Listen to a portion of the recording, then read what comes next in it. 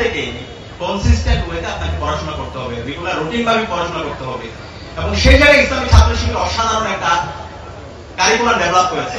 ইসলামী ছাত্র শিবিরের একটা রিপোর্ট সিস্টেম আছে, সেই রিপোর্ট সিস্টেম কি আপনারা দেখেছেন? আপনাদের সবার জন্য আমি আপনাদেরকে অনুরোধ করবো সেই রিপোর্টটা আমাদের দায়িত্বশীল ভাইরা এখানে আছে তাদের থেকে সংগ্রহ করার জন্য। এই রিপোর্টটা এত অসাধারণ ভাবে তৈরি করা হয়েছে, এই রিপোর্টের মধ্যে 24 ঘন্টার হিসাব লেখা আছে। এই রিপোর্টটা যখন রাখবেন আপনার প্রতিদিনের যে সময়গুলো খুবই কনস্ট্রাকটিভ ভাবে আপনার কাটবে এবং আপনার সেলফ ডেভেলপমেন্ট ইন্ডেক্সটা, আপনার আত্মোন্নয়ন, মানোন্নয়ন, এটা ক্রমাগত ঊর্ধ্বমুখী হবে, আপওয়ার্ড স্লপিং হবে।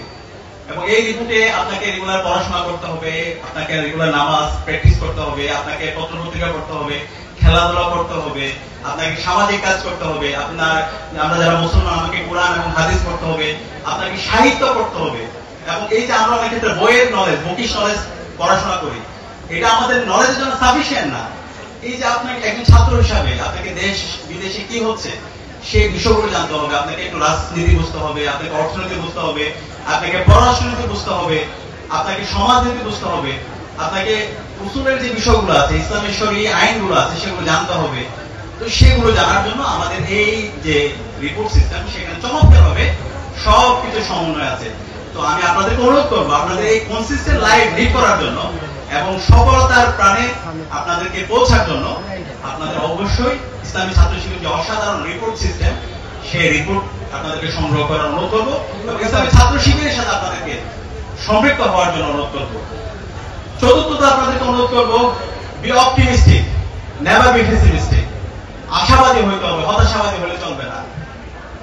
আশাবাদী যারা, বিশ্বাসী যারা, তারাই বিজয়ী হয়, আর যারা হতাশাবাদী তারা সবসময় পিছনে পড়ে থাকে। কোরআনের মধ্যে আল্লাহ তাআলা বলেছেন, ওয়ালা তাহিনু ওয়ালা তাহজানু ওয়া আনতুমুল আ'লাউনা ইন কুনতুম মুমিনিন, যে তোমরা ভীত হয়ো না, তোমরা ভয় পেও না, তোমরা অবশ্যই বিজয় হবে যদি তোমরা সত্যিকারের বিশ্বাস হয়ে থাকো।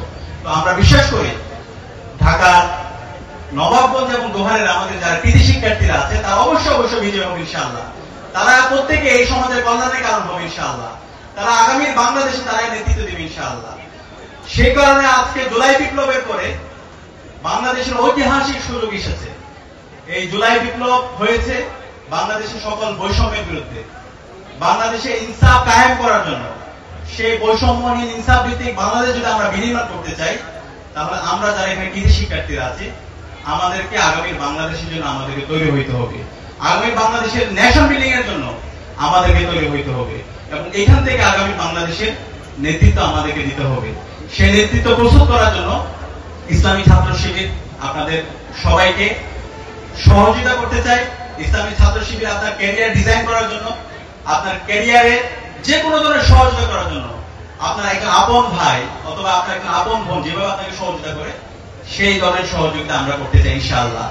আমি আপনাদেরকে অনুরোধ করব আপনারা আজকে থেকে আপনাদের লাইফের নতুন ভাবে শুরু করা দরকার, নতুন ভাবে আপনাদের আজকে থেকে কমিটমেন্ট নেওয়া দরকার, নতুন ভাবে আপনাদের দৃঢ় সংকল্প হওয়া দরকার যে আপনি, আমি, আমরাই আগামীর বাংলাদেশের নেতৃত্ব দিব ইনশাআল্লাহ। এবং আমরা যখন নেতৃত্ব পজিশনে যাব আমরা কখনো এই সমাজের কল্যাণে, আমরা এই সমাজের কোনো অকল্যাণের কারণ হব না, আমরা এই সমাজের কল্যাণের কারণ হবো ইনশাআল্লাহ। আমরা পারবো ইনশাআল্লাহ, ইনশাআল্লাহ।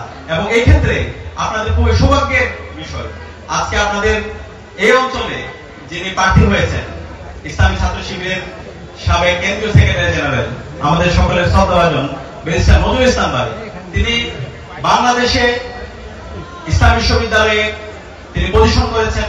পরবর্তীতে তিনি দেশের বাইরে, তিনি লন্ডন থেকে শুরু করে দেশের সারা বিশ্বের বিভিন্ন দেশে তিনি নেতৃত্ব দিয়ে আসছেন।